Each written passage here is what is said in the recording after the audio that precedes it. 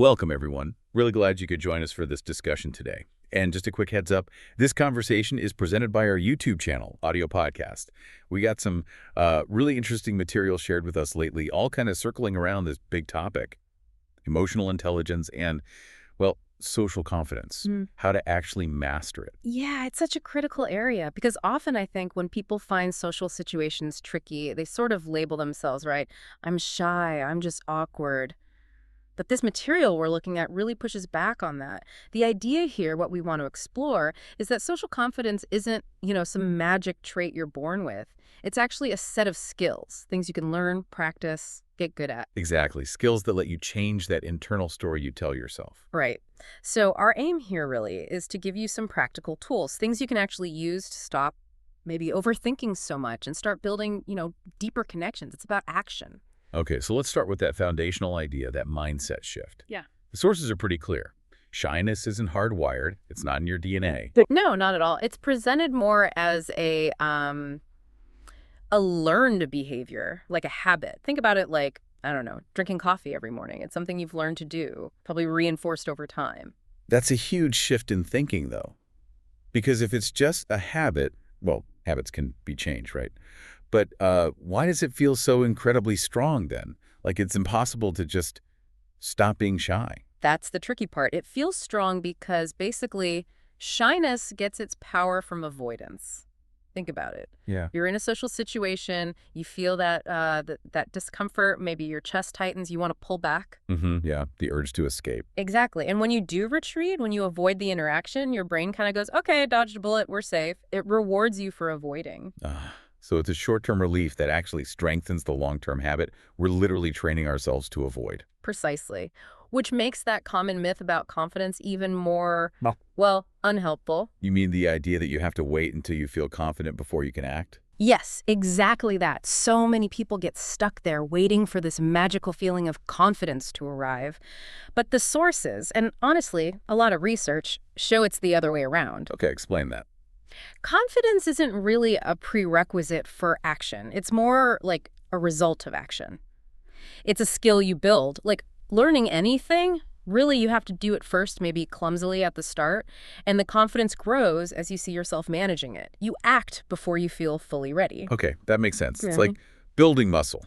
You don't wait until you feel strong to go to the gym. You go to the gym, do the reps, and then you get stronger. That's a perfect analogy. Social confidence is exactly like that. Those first few times you challenge the shyness habit, maybe initiating a conversation or speaking up in a meeting, those are your workouts. They feel uncomfortable. Yeah, definitely uncomfortable. But consistency builds that social muscle. So the first step isn't some huge leap. It's about starting to notice. Noticing.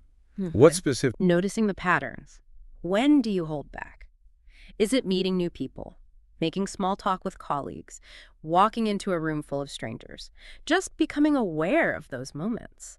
And then the action can be tiny, really small, like making eye contact for just 1 second longer than usual. Okay. Or saying hello first in the elevator instead of staring at your phone. Exactly.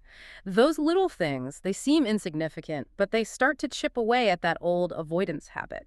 They're the light weights in your social workout. Okay, so we're building the confidence muscle through small, consistent actions. But what about the mental side? The sources talk a lot about emotional intelligence, EQ. Right. EQ is presented as like the secret weapon here. It's often way more important than just raw intelligence, IQ, for actually succeeding in life and having good relationships. So what is EQ fundamentally? It's basically about being smart with feelings, your own feelings, and the feelings of people around you, understanding them, managing them effectively. And the sources break it down into internal stuff and external stuff, right? Let's start inside. Self-awareness and self-regulation. Yeah, think of self-awareness as knowing what you're feeling and why. If you suddenly get really annoyed in a conversation, self-awareness is understanding, okay, I'm feeling defensive because this topic touches a nerve, instead of just, reacting. And self-regulation is what you do with that awareness. Exactly. It's the pause button. You feel the emotion, maybe anger, frustration, anxiety, but you don't just automatically act on it. You recognize it as a signal. Emotions are just signals, right? Not commands. Self-regulation lets you choose a smart response instead of just, say, snapping at someone because you feel irritated. That internal control seems crucial, stops you from being hijacked by your mood. But then there's the outward-facing part of EQ. empathy and social awareness. Mm-hmm. Empathy is huge. It's that ability to genuinely put yourself in someone else's shoes, to understand their perspective, their feelings. That's absolutely key for building any kind of real connection. And social awareness, how is that different? Social awareness is more like reading the room. It's picking up on the vibe, the unspoken stuff. You walk into a group and you can sense if there's tension or excitement or awkwardness, even before people say much. So it's like tuning into the emotional frequency of the situation, noticing body language, tone. Yeah, exactly. Huh. Is the energy high or low? Are people open or closed off? Noticing those cues lets you adjust your own approach. You don't, tell a loud joke if the mood is really somber. It helps you navigate social situations much more smoothly. Okay, let's tackle something that I know holds a lot of people back, something the sources really hit on: overthinking. That endless loop in your head. Ah, yes. What if I say the wrong thing? Did that sound stupid? Are they judging me? Loop, it's exhausting. Totally exhausting. It turns a simple chat into this high-stakes performance. Why do we do that? Well, at its core, it's usually driven by a fear of judgment. We imagine everyone is scrutinizing us, waiting for us to slip up. But the sources suggest that fear isn't entirely realistic. Yeah, it's often way out of proportion. Think about it. How much time do you spend meticulously analyzing every word someone else says in a casual conversation? Honestly, Yeah. very little. I'm usually too busy thinking about what I'm going to say next or my own stuff. Exactly, and that's true for most people. They're wrapped up in their own thoughts, their own insecurities. They just don't have the mental energy to put your every minor stumble under a microscope.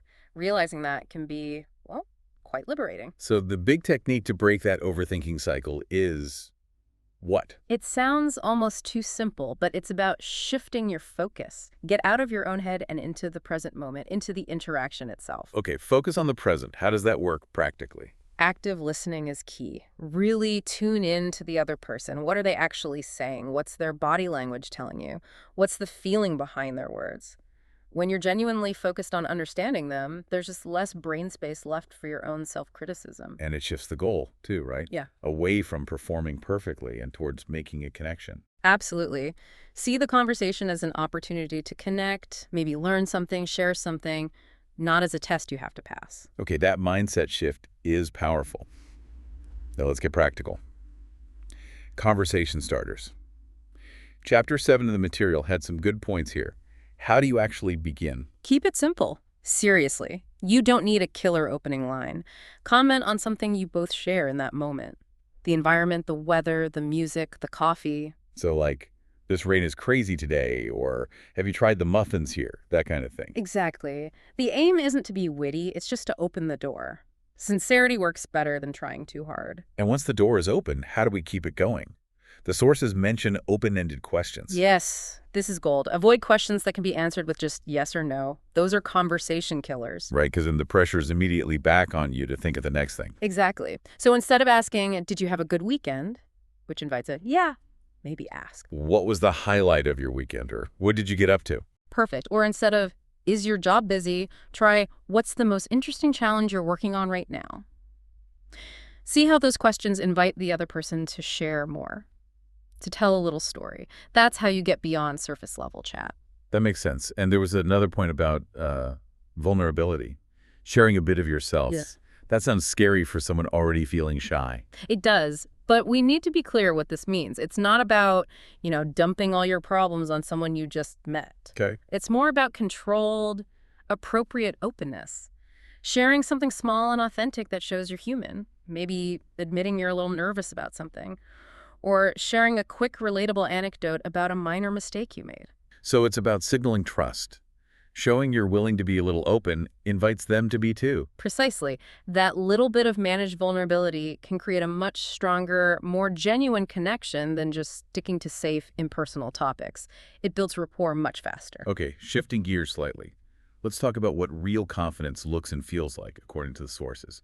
It's not loud or boastful. No, quite the opposite. The material describes it as controlled confidence. It's steady. It's a kind of quiet certainty that doesn't need constant external validation. How is that different from arrogance, then? People sometimes confuse the two. Big difference. Arrogance often comes from insecurity. It's loud, it needs to prove itself, it puts others down.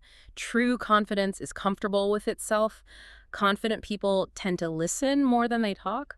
They don't feel the need to dominate the conversation or constantly justify themselves. Their sense of worth comes from within. And that connects back to emotional regulation, doesn't it? They handle pressure better. Absolutely. If someone criticizes their idea, they don't typically crumble or get defensive. They can listen, evaluate the feedback. Is it useful? Maybe, maybe not, and then respond calmly. There's a stability there. That kind of steady, controlled presence is naturally appealing, isn't it? It signals reliability. It really does. It makes people feel safer and more comfortable around you without you having to do anything flashy. Okay, this leads us to what the sources call maybe the ultimate skill for connection.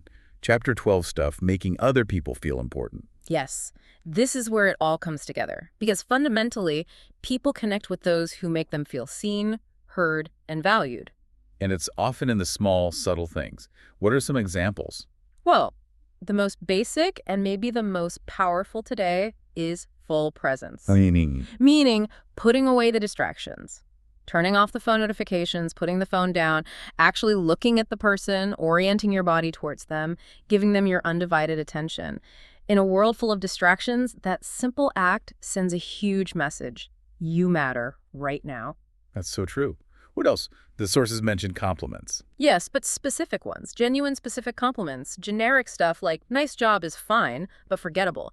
Instead, notice their effort, their skill, a specific quality. Like, I was really impressed by how you handled that tricky question in the meeting, or the way you explained that complex idea was so clear. So it shows you were actually paying attention to them and their contribution, not just throwing out empty praise. Exactly. It lands much more meaningfully. And the final piece, which takes real effort but builds deep connections. Let me guess. Remembering details. You got it. Remembering details.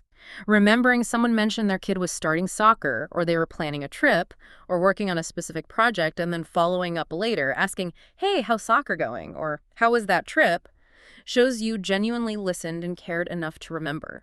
It makes people feel valued, not interchangeable. Wow. Okay, so pulling this all together for you, the listener, the big takeaway feels like this. Shyness isn't who you are. It's a pattern you can change. And confidence isn't something you wait for. It's a skill you actively build rep by rep through small actions. And the key to making all this work, to really improving your social interactions, is shifting your focus.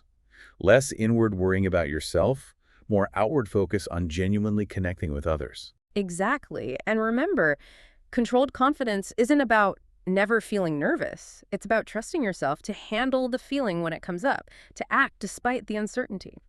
So maybe a final thought for you to consider this week is, what's one small, maybe slightly uncomfortable action you can commit to? Just one thing to practice confidence instead of avoidance. Could be that open-ended question, could be putting the phone away during a conversation. Just pick one. That's a great challenge.